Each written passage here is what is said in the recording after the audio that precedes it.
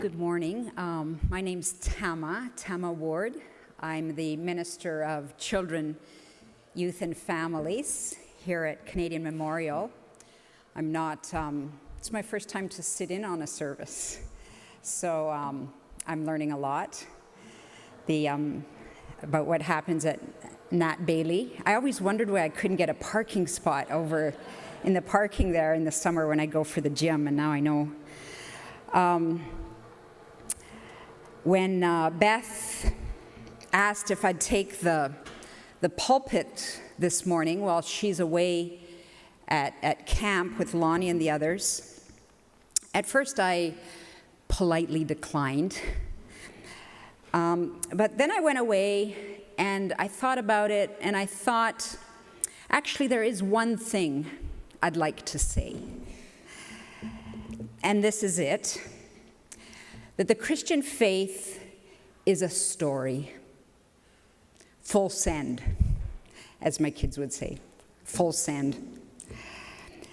Which is to say, it's not doctrine formatted as a story for easy digestion, like a sugar-coated pill.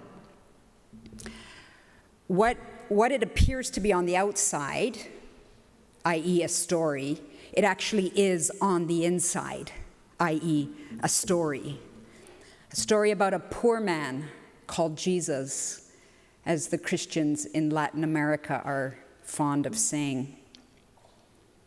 So what's my point? Why am I making such a big thing out of this? Well, at the risk of overstating the obvious, story is all we have. Story is everything. A story is the one thing that all humans, and I would argue all animate life, has in common. Our stories are the substance of our lives, and indeed, they are the only thing of lasting value that we'll leave behind when we die. So you might say, well, okay, that might be fine and good, for Mahatma Gandhi or Winston Churchill or people whose stories were sort of larger than life. But really, my story doesn't amount to much. It's a pretty flat kind of storyline. Well, in case you think this is going to be a sermon about living an awesome, accomplished life, upping the game on your own personal story, let me tell you about Aiden. He was our firstborn child. He was born at full term, but for reasons unknown to science, he only lived 20 minutes outside of the womb. And so I ask you this, can a story be less significant than that? A 20-minute storyline. And yet you'll have to take my word for it that his birth and death left one of the biggest impacts on my life, on my story. For starters, it gave me my first experience of motherhood, and it also launched me down that spiritual path called loss and grief.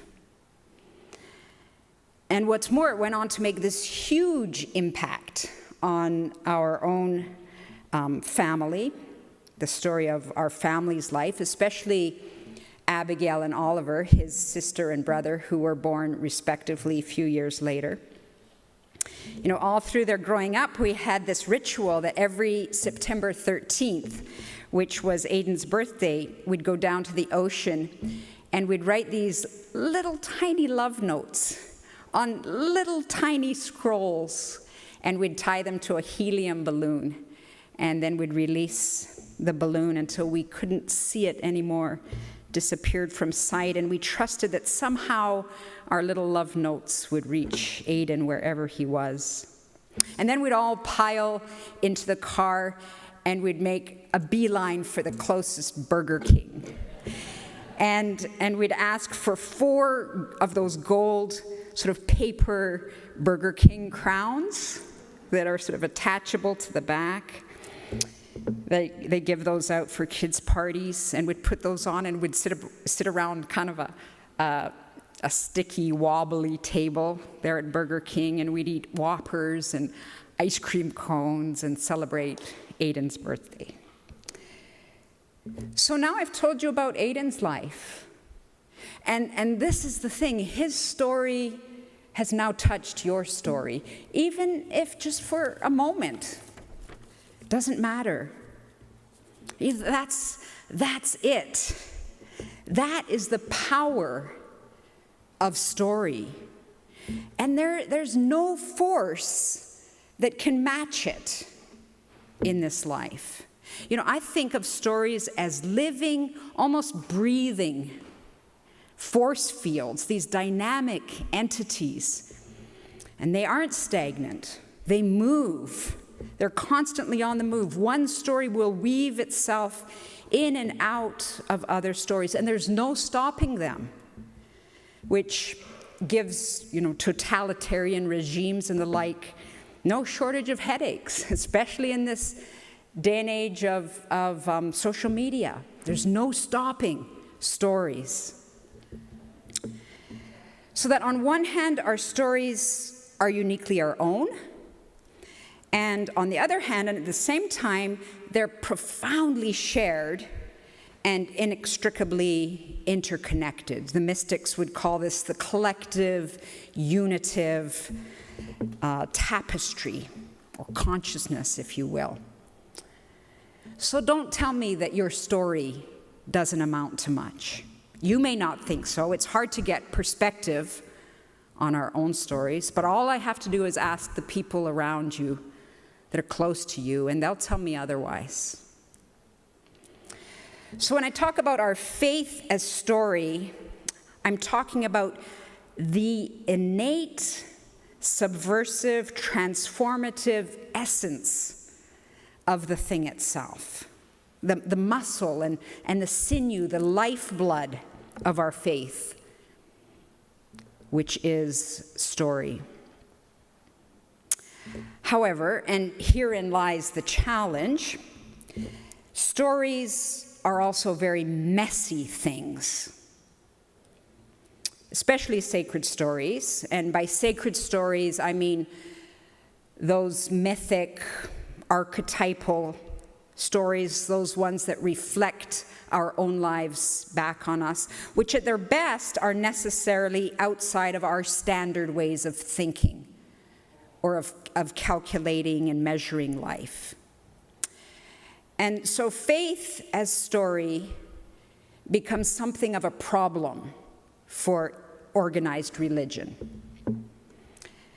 God as story works to a point with the newfound movement because people are living the story firsthand, which is why the early Christians whose lives were so directly and immediately impacted by the immediacy of the original story did such radical things. They sold everything they had and they spent all day together singing and praying and that type of thing. They hardly knew what to do with just the overwhelming force of this story that they had been swept up in. But then, 2 or 3 generations pass, and the movement, once or twice removed from the story, institutionalizes around it. And then it needs some way to manage the thing. And to be fair, management is what institutions do. So the church has devised means to help with this, 2 of which I'm going to identify here. They're the most commonplace. The first is to take the story and reformulate it as doctrine, as I've already alluded to. Sort of bite-sized statements of faith. So either Mary was or she wasn't a virgin, check or check. Either Jesus was or wasn't the divine Son of God, check or check. Either he was or wasn't raised from the dead, and so on. Doctrines are great control levers. They make a very concise, easily accessible way of the institution determining whether you've got the story right or wrong, who's in, who's out. How we check off those boxes determines our group credentials. They reinforce our tribal affiliations. The trouble with religion as a system of doctrine, you don't need me to tell you this, but is that you can get an A+ without the story ever touching your life, without that weaving of God's story in and through your own story that I was talking about earlier. So the other control mechanism that religion uses to manage the story are practices, spiritual practices, right? When I was growing up, the spiritual practice that sort of separated the sheep from the goats, as it were, was devotions in the morning. Any of you that have come out of a strong evangelical tradition will know what I'm talking about. I was raised in a missionary boarding school, and all the devout girls on the floor of our particular dormitory would accumulate in the common room before the sun was up. And the more devout you were, the earlier you would rise. And the more you underlined passages in your Bible and different colors, and the longer you would sit in your pajamas with your head bowed over in prayer. Now, I'm not saying that it wasn't genuine. I'm sure I got my grounding in faith following that practice. I'm not saying that doctrines and spiritual practices aren't important or that they don't have a place. They do. They give shape to our faith. They help us walk a common path. They nurture an inner life. They sharpen our spiritual intellect. But the thing to remember is that they are only ever support systems to the main thing, which is the story and our encounter with the story. It's so easy for doctrine or for practices to displace the main thing. And they themselves suddenly become the main thing. And then we start to get confused about what we're here about anyways. We sort of have sidelined or avoided the story altogether. And by the way, Jesus went head to head with both of these detractors in the religious systems of his time. You'll remember the Pharisees, they were always trying to corner Jesus on his doctrinal accuracy. What do you say? Was it this or was it this? And Jesus would say, it's not either of those. That's not even the question. Or they would critique his spiritual practice. Why are you walking around town healing on the day reserved for meditation and prayer? And Jesus responded by saying, because I encountered a human being who is suffering. And that encounter has created a new story between us. I'll tell you why I love working with kids. Because most of them are coming at the story of a poor man called Jesus for the very first time.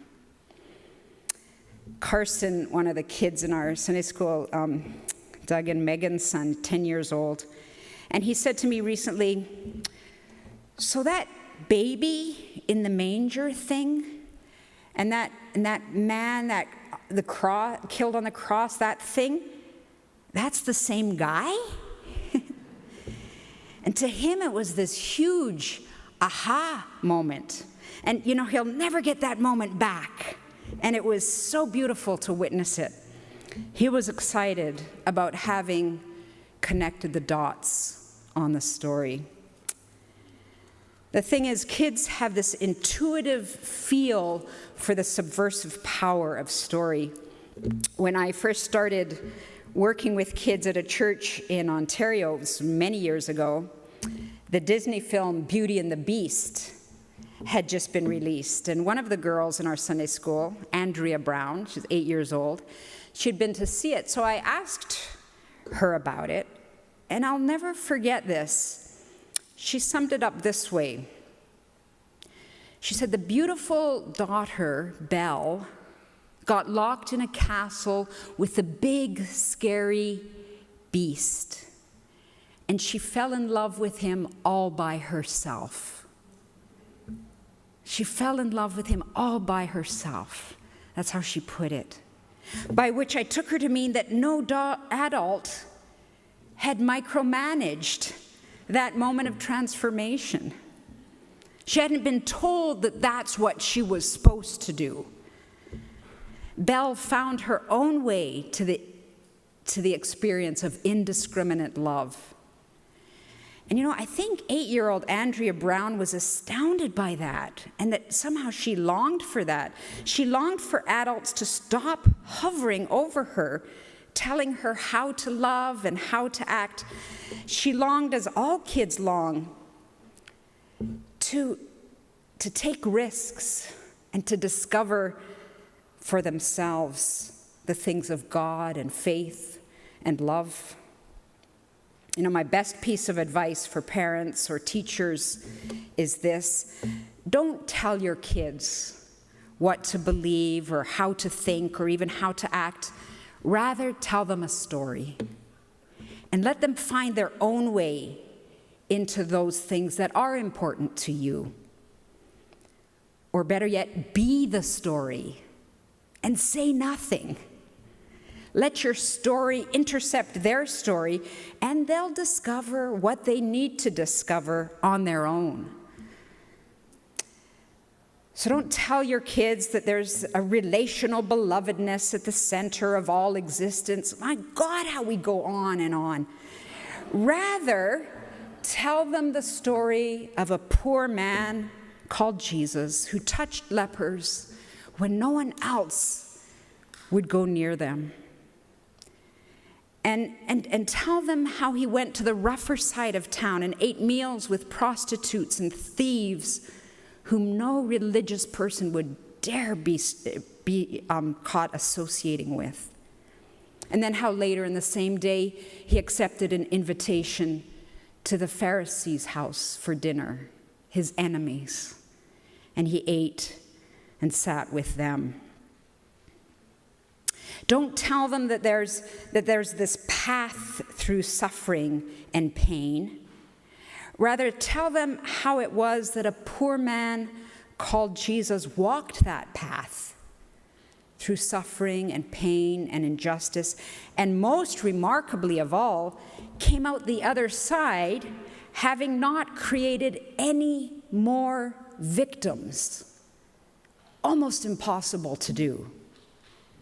Such an original storyline, such a profoundly alternative path.